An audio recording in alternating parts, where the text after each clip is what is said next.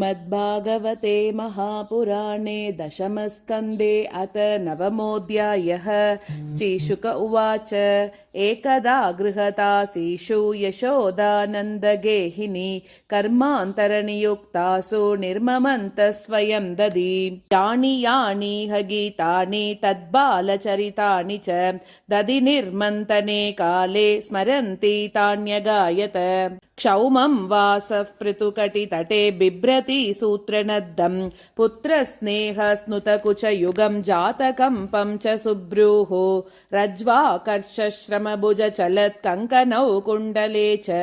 स्विन्नं वक्त्रं कबरविगलन्मालती निर्ममन्त तां स्तन्यकाम आसाद्य मत्नन्तीं जननीं हरिः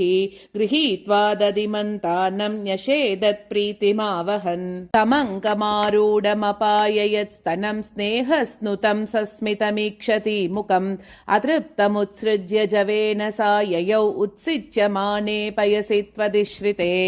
सञ्जातकोपस्फुरितारुणादरं सन्दश्य दद्भिद्दधिमन्तभाजनं भित्त्वा मृषाश्रुदृशदश्मनारहो जगासहय्यङ्गवमन्तरं गतः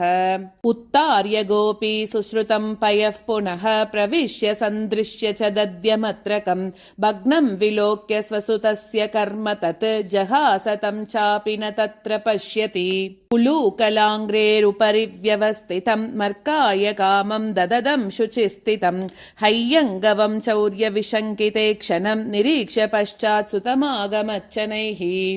तामातयश्चिं प्रसमीक्ष्य सत्वरः ततो वरुह्यापससार भीतवत् गोप्यन्वदावन्नयमापयोगिनां क्षमं प्रवेष्टुं तपसेरितं मनः अन्वञ्जमाना जननी बृहच्चलत् श्रोणी पराक्रान्त गतिः सुमध्यमा जवेन विस्रंसितकेशबन्धनच्युतप्रसूनानुगतिः परामृशत् कृतागसं तं प्ररुदन्तमक्षिणी कर्षन्तमञ्जन्मशिनी स्वपानिना उद्वीक्षमानं भयविह्वलेक्षणं हस्ते गृहीत्वाभिशयन्ति अवागुरत् त्यक्त्वा यश्चिं सुतं भीतं विज्ञायार्भकवत्सला इयेष किल तं बद्धुं दाम्नादद्वीर्यकोविदा न चान्तर्न बहिर्यस्य न पूर्वं नापि चापरं पूर्वापरं बहिश्चान्तः जगतो यो जगश्च यः तं मत्वात्मजम् अव्यक्तं मत्यलिङ्गम् अधोक्षजं गोपिकाउलूकले दाम्ना बबन्ध प्राकृतं यथा तद्दामबध्यमानस्य स्वार्भगस्य कृतागसः द्व्यङ्गुलोऽनम् अभूत्तेन सन्ददे अन्यश्च गोपिका यदासि तदपि न्यूनं तेनान्यदपि सन्दते तदपि द्व्यङ्गुलं न्यूनं यद्यद् आदत्तबन्धनम् एवं स्वगेहदामानि यशोदा सन्ददद्यपि गोपीनां सुस्मयन्तीनां स्मयन्ती विस्मिताभवत् स्वमातुः स्विन्नगात्राया विस्रस्तगबरस्रजः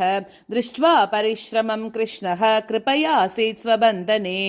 एवं सन्दर्शिता ह्यङ्ग हरिणा प्रत्यवश्यता स्ववशेनापि कृष्णेन यस्येदं सेश्वरं वशे नेमं विरिञ्जो न भवः न श्रीरभ्यङ्गसंश्रया प्रसादं लेबिरे गोपी यत्तत् प्राप विमुक्तिदात्